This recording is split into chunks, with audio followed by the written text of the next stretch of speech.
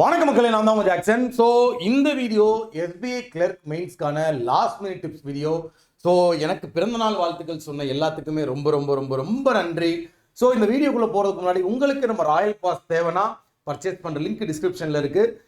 முக்கியமாக ராயல் பாஸில் இதுவரை நம்ம கொடுக்காத ஒரு ஆஃபர். ஸோ பர்த்டே ட்ரீட் நீங்கள் என்கிட்ட கேட்பீங்க, அந்த ட்ரீட்டு தான் இந்த 399 ஆஃபர் ஃபார் 3 months. சரிங்களா? ஸோ ராயல் பாஸ் வந்து ஒரு ஒரு ஃப்ரெஷர் பிகினர்லாம் வரீங்க அப்படின்னு பார்த்தீங்கன்னா வந்து ஒரு 3 month ப்ரிப்பேர் பண்ண டைம் தேவைப்படும்.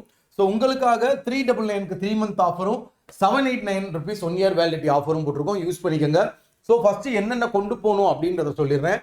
ஸோ உங்களோட ப்ரிலிம்ஸ் அட்மிட் கார்டு, அடுத்து உங்களோட மெயின்ஸ் அட்மிட் கார்டு, அதாவது ஹால் டிக்கெட் தான் அட்மிட் கார்டுன்னு சொல்கிறேன். சரிங்களா? தேர்டு பார்த்தீங்கன்னா ஒரிஜினல் ஐடி ப்ரூஃப்,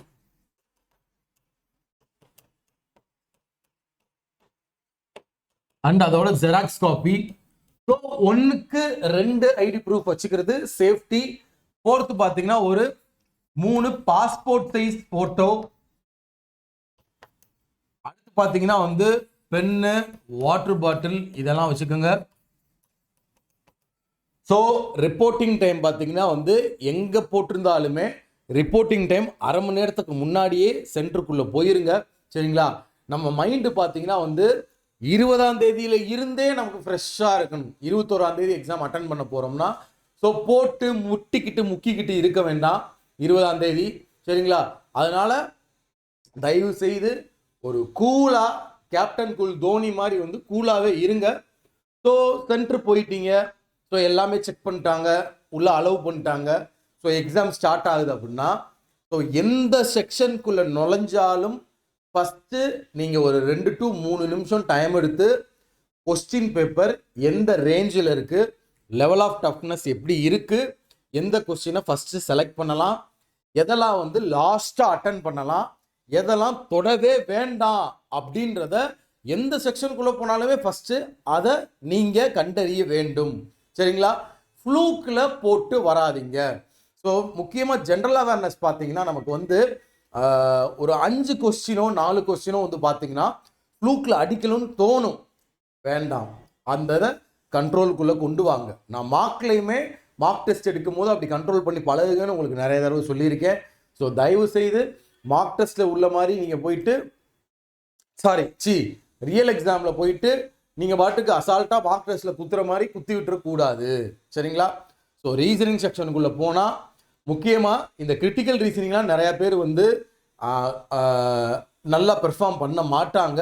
ஸோ நீங்கள் அதுக்குள்ளே உங்களுக்கு நல்லா தெரியும் கிரிட்டிக்கல் ரீசனிங் நல்லா பண்ணுவேன் அப்படின்னா அதை கொஞ்சம் ப்ரியாரிட்டி எடுத்து அதில் என்னென்ன கேள்வி இருக்குது, அதை நம்மளால் பெர்ஃபார்ம் பண்ண முடியுமா, அதை அட்டன் பண்ண முடியுமான்றதை பார்த்து அதில் ஒரு நல்ல அட்டெம்ப்டை கொடுங்க. பசில் சீட்டிங்கை லாஸ்ட்டாக அட்டன் பண்ணிக்கோங்க. இதுதான் நான் உங்களுக்கு ரீசனிங்கில் சொல்கிறது.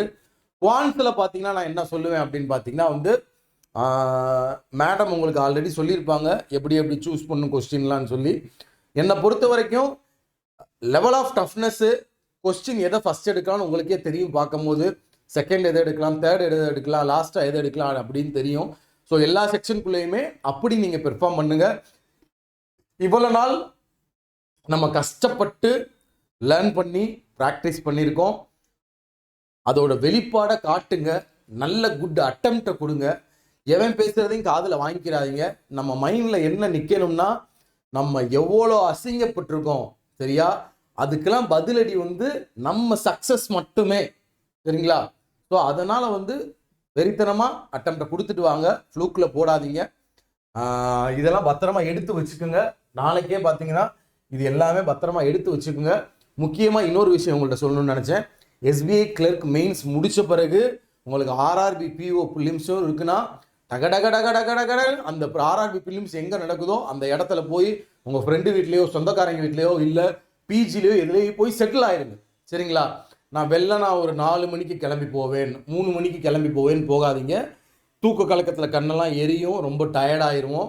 அதனால் முந்தின நாளே போய் செட்டில் ஆகுறது பெஸ்ட்டு. சரிங்களா? ஒரு ஃப்ரீயாக போகணும் ஆர்ஆர்பி பிஓ ஃபிலிம்ஸ்க்கு போகணும்னா, அதனால தான் சொல்கிறேன். சரிங்களா? ஸோ கண்டிப்பாக வெற்றி நமதே, எல்லாருமே ஜெயிக்கிறோம். நம்ம கிராக் வித் ஜாக் சேனலில் பார்த்தீங்கன்னா வந்து சக்ஸஸ் மீட்டை வைக்கும் போது கண்டிப்பாக நீங்கள் வரீங்க. உங்களது விழுப்பது உங்கள் ஜாக்சன். டின் டின் டின்.